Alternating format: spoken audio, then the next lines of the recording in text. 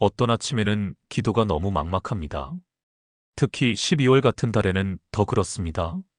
한 해를 정리하면서 드려야 할 기도 제목들이 너무 많고 감사도 회개도 간구도 모두 필요한데 정작 입을 열면 천편일률적인 말만 나옵니다.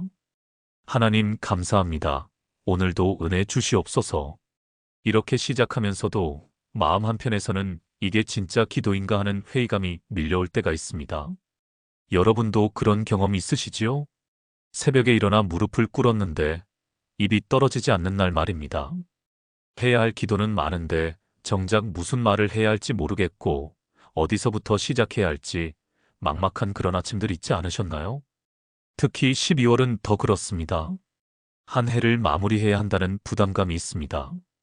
감사해야 할 것도 많고 회개해야 할 것도 많고 간구해야 할 것도 끝이 없습니다. 자녀들 문제, 건강 문제, 경제 문제, 관계 문제, 교회 문제까지 머릿속에서 뒤섞입니다.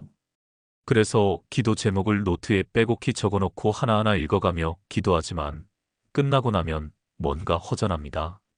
마치 할 일을 체크하듯 기도를 했다는 죄책감마저 듭니다.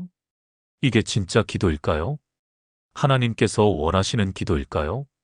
저는 이 질문을 안고 오랫동안 고민했습니다. 그러다가 깨달았습니다. 우리가 기도를 너무 복잡하게 만들고 있다는 것을 말입니다. 하나님은 많은 것을 원하지 않으십니다. 길고 화려한 기도를 원하지 않으십니다. 빠짐없는 기도 제목 목록을 원하지 않으십니다. 하나님이 원하시는 것은 단 하나입니다. 진심으로 드리는 단순하지만 깊은 그 한 가지 기도입니다. 오늘 여러분과 함께 나누고 싶은 것이 바로 이것입니다. 12월 아침, 이 기도 하나면 충분합니다. 이 기도로 하루를 시작하면 하나님의 은혜가 쏟아지기 시작합니다. 지금부터 그 7가지 비밀을 함께 나누겠습니다. 아침에 눈을 뜨면 가장 먼저 무엇을 하십니까? 대부분의 사람들은 휴대폰을 확인하거나 시계를 보거나 해야 할 일들을 떠올립니다. 그런데 성경은 우리에게 다른 것을 가르쳐 줍니다. 시편 기자는 이렇게 고백합니다. 내 영혼이 주를 갈망하되 물이 없어 마르고 곰핍한 땅에서 내 육체가 주를 앙모하나이다. 시편 63편 1절입니다. 이 구절에서 주목해야 할 단어가 있습니다. 바로 갈망과 앙모입니다.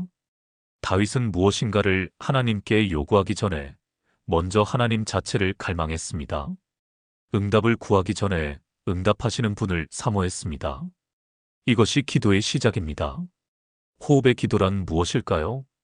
그것은 눈을 뜨자마자 첫 숨을 쉬면서 단순하게 하나님의 이름을 부르는 것입니다. 예수님, 하나님, 주님, 단 한 단어입니다. 복잡한 문장이 아닙니다. 긴 설명이 필요 없습니다. 그냥 숨을 쉬듯이 하나님의 이름을 부르는 것입니다. 왜 이것이 중요할까요? 우리의 하루는 첫 호흡으로 시작되기 때문입니다. 창세기 2장 7절을 보면 하나님께서 사람을 지으시고 생기를 코에 불어넣으셨습니다. 그때 사람이 생명이 되었습니다. 호흡은 단순히 산소를 들이마시는 생리적 현상이 아닙니다. 그것은 하나님께서 우리에게 주신 생명 그 자체입니다. 매 순간 우리가 숨을 쉴 수 있는 것은 하나님의 은혜입니다. 그런데 우리는 이것을 너무 당연하게 여깁니다. 부산에 사시는 68세 이영자 권사님의 간증입니다. 작년 11월 폐렴으로 입원하셨을 때의 일입니다. 산소호흡기를 달고 병실에 누워 계셨는데 숨 쉬는 것이 너무 힘들었다고 합니다. 한 번 숨을 들이마실 때마다 온 힘을 다해야 했습니다. 그때 깨달으셨답니다. 지금까지 70년 가까이 아무 생각 없이 쉬었던 그 숨 하나하나가 모두 하나님의 선물이었다는 것을 말입니다. 태어나신 후 매일 아침 눈을 뜨면 가장 먼저 숨을 깊이 들이마시며 이렇게 기도하신답니다. 예수님 감사합니다. 오늘도 숨 쉬게 하시니 감사합니다. 단 한 문장입니다. 그런데 이 기도를 드린 후부터 하루가 완전히 달라졌다고 고백하셨습니다. 호흡의 기도는 우리에게 가장 기본적인 것을 상기시켜 줍니다. 내가 살아있다는 것, 그 자체가 은혜라는 사실 말입니다. 12월 아침, 추운 날씨에 이불 속에서 나오기 싫을 때가 있습니다.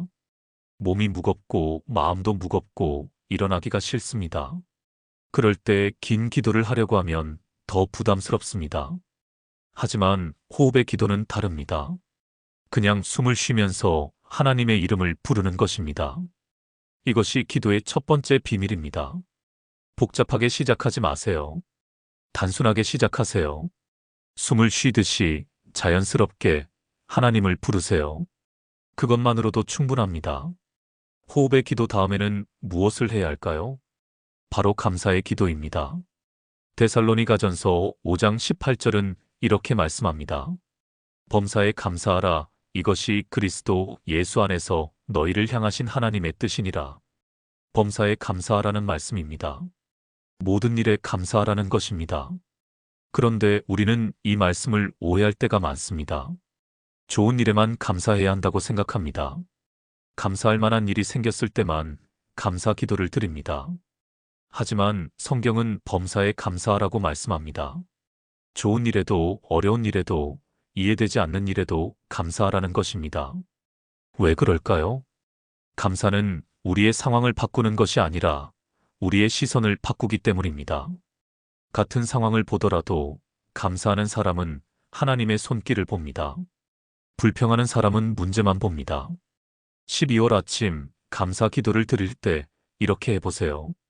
긴 목록을 만들지 마세요.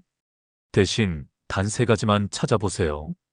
어제 하루 동안 하나님이 주신 3가지 선물을 찾는 것입니다. 아주 작은 것도 좋습니다. 따뜻한 물로 세수할 수 있어서 감사합니다. 어젯밤 평안히 잠들 수 있어서 감사합니다. 오늘 아침 식사를 준비할 수 있어서 감사합니다. 이렇게 구체적이고 작은 것에 감사하는 것입니다. 왜 구체적이어야 할까요? 막연한 감사는 형식적이 되기 쉽기 때문입니다. 모든 것에 감사합니다라고 말하는 것은 쉽습니다. 하지만 정작 무엇에 감사하는지 모를 때가 많습니다. 반면에 구체적인 감사는 진심이 담깁니다. 작은 것 하나하나를 떠올리며 감사할 때 우리는 하나님의 세밀한 손길을 발견하게 됩니다. 대구에 사시는 54세 박미경 집사님의 이야기입니다. 남편 사업이 어려워지면서 경제적으로 힘든 시기를 보내셨습니다. 매일 아침 무릎을 꿇지만 입에서는 한숨만 나왔다고 합니다. 하나님, 왜 이러십니까? 언제까지 이래야 합니까? 불평과 원망이 기도의 대부분을 차지했습니다. 그러던 어느 날 새벽 기도회에서 목사님이 이렇게 말씀하셨답니다. 오늘부터 한 달 동안 매일 3가지씩만 감사해 보세요. 아주 작은 것이라도 좋습니다. 처음에는 반신반의했지만 시도해 보기로 했습니다. 첫날, 어제 큰 사고 없이 하루를 보낸 것, 아침밥을 먹을 수 있는 것, 건강한 자녀들, 이 3가지에 감사했습니다. 둘째 날, 따뜻한 이불, 맑은 공기, 이웃의 따뜻한 인사 3가지를 찾았습니다. 셋째 날부터는 점점 쉬워졌습니다. 한 달이 지났을 때 놀라운 일이 일어났습니다. 상황은 하나도 변하지 않았는데 박미경 집사님의 마음이 완전히 바뀌었습니다. 여전히 경제적으로 어려웠지만 더 이상 절망적이지 않았습니다. 하나님이 매일 주시는 작은 선물들을 보게 되면서 하나님이 결코 자신을 버리지 않으셨다는 확신이 생겼기 때문입니다. 감사의 기도는 우리의 영적 시력을 회복시켜 줍니다. 문제만 보이던 눈이 은혜를 보기 시작합니다. 부족함만 보이던 마음이 풍성함을 느끼기 시작합니다. 12월 아침 감사 기도를 드리세요. 단 3가지만 찾아보세요. 아주 작고 구체적인 것으로 시작하세요. 그것이 여러분의 하루를 바꾸기 시작할 것입니다. 감사 다음에는 회개입니다. 이것이 성경적인 기도의 순서입니다. 시편 51편을 보면 다윗의 회개 기도가 나옵니다. 하나님이여 주의 인자를 따라 내게 은혜를 베푸시며 주의 많은 긍휼을 따라 내 죄악을 지워주소서. 시편 51편 1절입니다. 다윗은 밧세바와의 간음 죄를 범한 후 이 기도를 드렸습니다. 이 기도에서 우리가 주목해야 할 것이 있습니다. 다윗은 자신의 죄를 숨기거나 변명하지 않았습니다. 정확하게 인정했습니다. 그리고 하나님의 긍휼을 구했습니다. 회개는 단순히 잘못을 인정하는 것이 아닙니다. 그것은 방향을 바꾸는 것입니다. 죄에서 돌아서서 하나님께로 향하는 것입니다. 12월 아침 회개 기도를 드릴 때 이렇게 해보세요. 어제 하루를 돌아보며 단 한 가지만 찾아보세요. 하나님 앞에서 부끄러운 것, 사람 앞에서 미안한 것, 내 양심에 걸리는 것 말입니다. 그리고 구체적으로 고백하세요. 하나님, 어제 남편에게 짜증을 낸 것을 회개합니다. 하나님, 어제 이웃을 판단한 마음을 회개합니다. 하나님, 어제 게으름 피운 것을 회개합니다. 이렇게 구체적으로 고백하는 것입니다. 왜 구체적이어야 할까요? 막연한 회개는 진정한 변화를 가져오지 못하기 때문입니다. 제가 죄인입니다라고 말하는 것은 쉽습니다.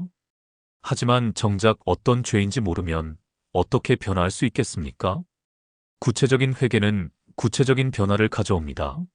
서울에 사시는 61세 최영애 권사님의 간증입니다. 평생 교회를 다니셨지만 늘 남과 비교하는 습관이 있었습니다. 누가 좋은 차를 사면 부러웠고 누가 좋은 집에 살면 시샘이 났습니다. 교회에서도 마찬가지였습니다. 누가 칭찬받으면 속으로 불편했고 누가 직분을 받으면 왜 나는 안 되나 생각했습니다. 매주 회개 기도를 드렸지만 늘 똑같은 패턴이었습니다. 하나님, 죄인되옵니다. 용서해 주세요. 그런데 어느 날 이 기도가 아무 의미 없다는 것을 깨달았습니다. 회개는 하는데 아무것도 변하지 않았기 때문입니다. 그래서 달라지기로 결심했습니다. 매일 아침 어제의 구체적인 죄 한 가지를 고백하기로 한 것입니다. 하나님, 어제 김 집사님이 새 차 산 것을 보고 시샘한 마음을 회개합니다. 이렇게 구체적으로 고백하고 나니 놀라운 일이 일어났습니다. 그 죄를 다시 짓기가 어려워진 것입니다. 하나님 앞에 정확히 고백한 죄를 다시 반복하기가 부끄러웠습니다. 조금씩 변화가 시작되었습니다. 6개월이 지났을 때 최영의 권사님은 완전히 다른 사람이 되어 있었습니다. 남과 비교하는 대신 하나님이 자신에게 주신 것에 감사하게 되었습니다. 회개의 기도는 우리를 자유케 합니다. 죄의 짐에서 벗어나게 합니다. 과거에 묶여있던 우리를 새로운 미래로 나아가게 합니다. 12월 아침 회개 기도를 드리세요. 단 한 가지만 찾아보세요. 어제의 구체적인 죄 하나를 정확히 고백하세요. 그것이 여러분을 변화시키기 시작할 것입니다. 호흡하고 감사하고 회개했다면 이제 무엇을 해야 할까요? 바로 맡기는 것입니다. 잠언 3장 5절부터 6절은 이렇게 말씀합니다. 너는 마음을 다하여 여호와를 신뢰하고 내 명철을 의지하지 말라. 너는 범사에 그를 인정하라. 그리하면 내 길을 지도하시리라. 맡김의 핵심은 무엇일까요? 내 힘으로 모든 것을 해결하려는 마음을 내려놓는 것입니다. 내 계획, 내 생각, 내 방법을 고집하지 않고 하나님께 온전히 의지하는 것입니다. 이것이 말로는 쉽지만 실제로는 가장 어려운 기도입니다. 왜 그럴까요? 우리는 통제하고 싶어하는 존재이기 때문입니다. 모든 것을 내 손안에 쥐고 싶어 합니다. 예상치 못한 일이 생기면 불안해집니다. 내 계획대로 되지 않으면 초조해집니다. 하지만 성경은 정반대로 말씀합니다. 내 명철을 의지하지 말라고 합니다. 내 길을 하나님께 맡기라고 합니다. 12월 아침 맡김의 기도를 드릴 때 이렇게 해보세요. 오늘 하루 일정을 떠올려 보세요. 그리고 가장 걱정되는 일 한 가지를 선택하세요. 중요한 결정, 어려운 대화, 걱정스러운 상황, 무엇이든 좋습니다. 그것을 하나님께 맡기는 것입니다. 하나님, 오늘 오후 병원 검사 결과를 기다리고 있습니다. 이것을 주님께 맡깁니다. 하나님, 오늘 며느리와 중요한 대화를 해야 합니다. 이것을 주님께 맡깁니다. 하나님, 오늘 경제적 결정을 내려야 합니다. 이것을 주님께 맡깁니다. 이렇게 구체적으로 맡기는 것입니다. 그리고 중요한 것이 하나 더 있습니다. 맡긴 후에는 다시 붙잡지 않는 것입니다. 우리는 하나님께 맡긴다고 기도하고 일어나서 다시 걱정합니다. 하나님께 드렸다가 다시 가져옵니다. 이것은 진정한 맡김이 아닙니다. 진정한 맡김은 손을 놓는 것입니다. 하나님을 신뢰하고 결과를 기다리는 것입니다. 인천에 사시는 73세 김철수 장로님의 이야기입니다. 평생 사업을 하시면서 모든 것을 자기 힘으로 해결하려고 하셨습니다. 새벽 기도도 빠지지 않고 나가셨지만 정작 기도 내용은 늘 똑같았습니다. 하나님, 이 사업이 잘 되게 해주세요. 이번 계약이 성사되게 해주세요. 그러면서도 모든 것을 자기 방식대로 추진하셨습니다. 하나님께 기도는 하지만 실제로는 자기가 모든 것을 컨트롤하려고 했습니다. 70세가 되던 해 큰 병을 얻으셨습니다. 병원에 입원하면서 모든 것을 내려놓을 수밖에 없었습니다. 사업도 계획도 모든 것이 자기 손을 떠났습니다. 병상에 누워 계시면서 처음으로 진정한 맡김을 경험하셨답니다. 하나님, 이제 정말 주님께 맡깁니다. 내 힘으로 할 수 있는 게 아무것도 없습니다. 그렇게 손을 놓고 맡겼더니 놀라운 일이 일어났습니다. 하나님께서 모든 것을 더 좋게 인도하셨습니다. 자신이 없을 때 오히려 사업이 안정되었고 자녀들이 더 잘 감당했고 모든 것이 하나님의 손 안에서 해결되었습니다. 퇴원 후 김철수 장로님은 완전히 달라지셨습니다. 매일 아침 그날의 가장 큰 걱정거리 하나를 하나님께 맡기는 기도를 드립니다. 그리고 정말로 손을 놓습니다. 더 이상 모든 것을 자기가 해결하려고 하지 않습니다. 맡김의 기도는 우리에게 진정한 평안을 줍니다. 모든 것을 내 힘으로 감당해야 한다는 무거운 짐에서 벗어나게 합니다. 12월 아침 맡김의 기도를 드리세요. 오늘의 가장 큰 걱정거리 하나를 하나님께 올려드리세요. 그리고 정말로 손을 놓으세요. 그것이 여러분에게 평안을 가져다 줄 것입니다. 자기 자신을 위한 기도를 마쳤다면 이제 다른 사람을 위해 기도할 차례입니다. 이것이 중보의 기도입니다. 야고보서 5장 16절은 이렇게 말씀합니다. 그러므로 너희 죄를 서로 고백하며 병이 낫기를 위하여 서로 기도하라. 의인의 간구는 역사하는 힘이 큼이니라. 서로 기도하라는 말씀입니다. 중보의 기도는 하나님께서 우리에게 주신 특별한 특권입니다. 우리의 기도가 다른 사람의 삶에 영향을 미칠 수 있다는 것입니다. 그런데 중보 기도를 할 때 우리는 종종 실수를 합니다. 너무 많은 사람을 위해 기도하려고 합니다. 교회 식구들, 가족들, 친구들, 이웃들, 선교사님들, 나라와 민족까지 모두 나열하며 기도합니다. 그러다 보면 기도 시간이 너무 길어지고 정작 진심이 담기지 않습니다. 12월 아침 중보 기도를 드릴 때 이렇게 해보세요. 단 한 사람만 선택하세요. 오늘 하나님께서 여러분의 마음에 떠올려 주시는 그 한 사람을 위해 기도하는 것입니다. 어제 만났던 사람일 수도 있고 오랫동안 연락하지 못했던 친구일 수도 있습니다. 힘들어하는 가족일 수도 있고 아픈 이웃일 수도 있습니다. 누구든 좋습니다. 하나님께서 여러분의 마음에 올려주시는 그 한 사람을 위해 진심으로 기도하세요. 하나님, 오늘 을 위해 기도합니다. 그가 주님의 위로를 경험하게 해주세요. 하나님, 오늘 누구를 위해 기도합니다. 그의 병이 낫게 해주세요. 하나님, 오늘 누구를 위해 기도합니다. 그가 주님을 만나게 해주세요. 이렇게 한 사람을 위해 진심을 담아 기도하는 것입니다. 왜 한 사람일까요? 한 사람을 위한 기도가 더 깊고 진실하기 때문입니다. 10명을 위해 형식적으로 기도하는 것보다 한 사람을 위해 마음을 다해 기도하는 것이 더 큰 힘이 있습니다.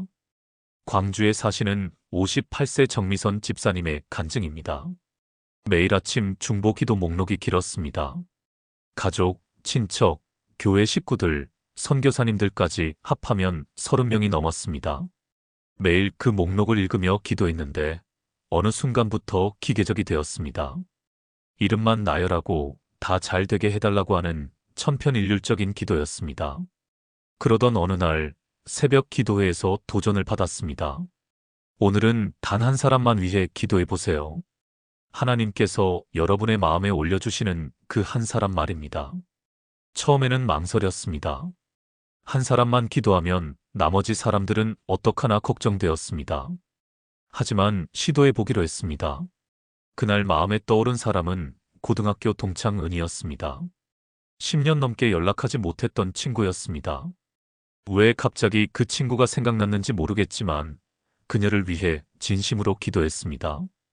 기도를 마치고 용기를 내어 전화를 걸었습니다. 전화를 받은 은희는 울먹이는 목소리로 말했습니다. 미선아, 너무 힘든 시간을 보내고 있었어. 내가 전화해줘서 정말 고마워. 그 친구는 남편과의 관계 문제로 깊은 우울증에 빠져 있었습니다. 바로 그날 아침 살고 싶지 않다는 생각까지 했다고 합니다. 그런데 정미선 집사님의 전화를 받고 하나님이 자신을 잊지 않으셨다는 것을 깨달았답니다. 한 사람을 위한 진심 어린 기도가 그 사람의 생명을 살렸습니다. 중보의 기도는 하나님의 사랑을 전달하는 통로입니다.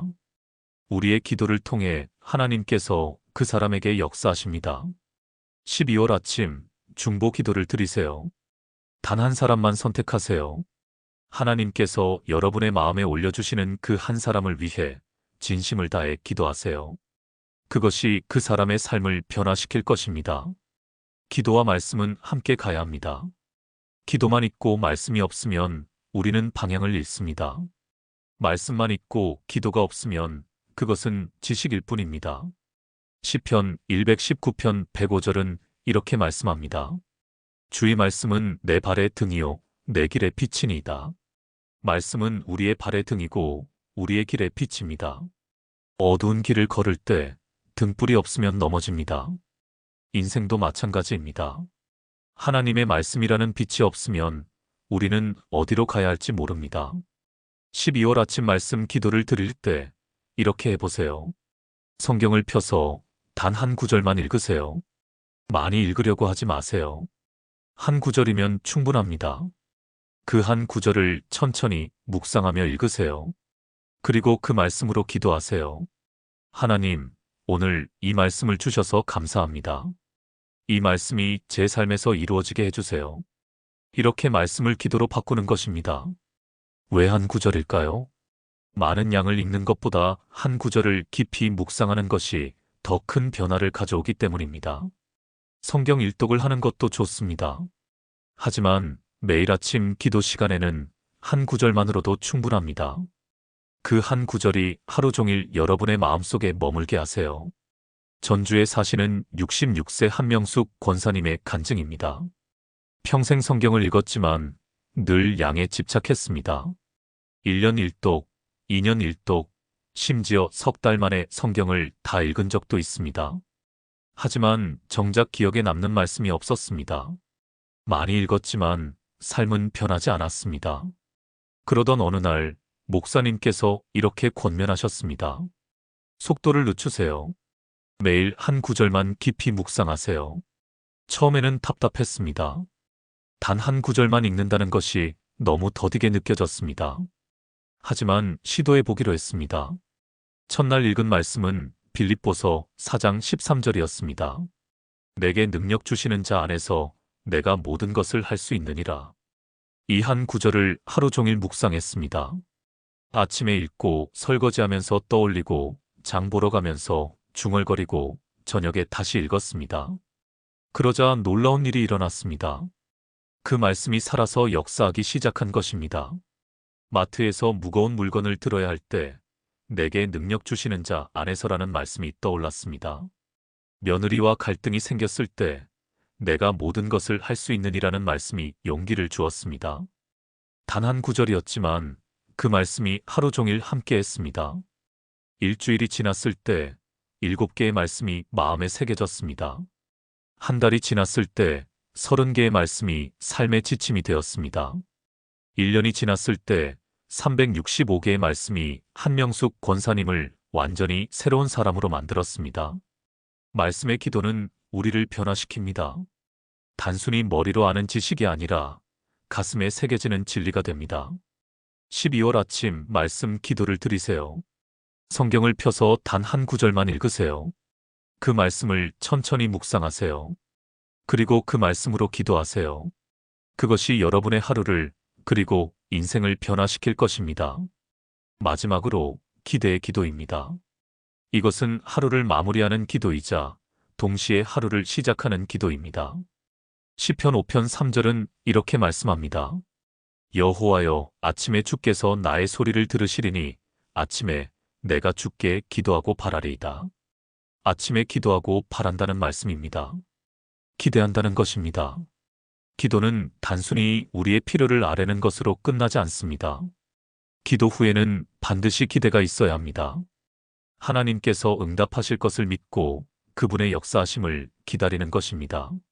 12월 아침 기대의 기도를 드릴 때 이렇게 해보세요. 오늘 하루 하나님께서 어떻게 역사하실지 기대하며 고백하세요. 하나님, 오늘 주님께서 예상치 못한 방법으로 저를 놀라게 하실 줄 믿습니다. 하나님, 오늘 주님의 선하심을 경험하게 될 것을 기대합니다. 하나님, 오늘 주님께서 준비하신 만남과 기회가 있을 줄 믿습니다. 이렇게 하나님의 역사하심을 기대하는 것입니다. 왜 기대가 중요할까요? 기대는 우리의 영적 눈을 열어주기 때문입니다. 기대하지 않으면 하나님이 역사하셔도 우리는 보지 못합니다. 기대하는 사람은 작은 것에서도 하나님의 손길을 발견합니다.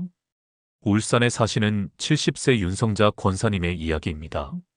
평생 하나님을 믿었지만 기도 응답을 경험한 적이 별로 없다고 생각했습니다.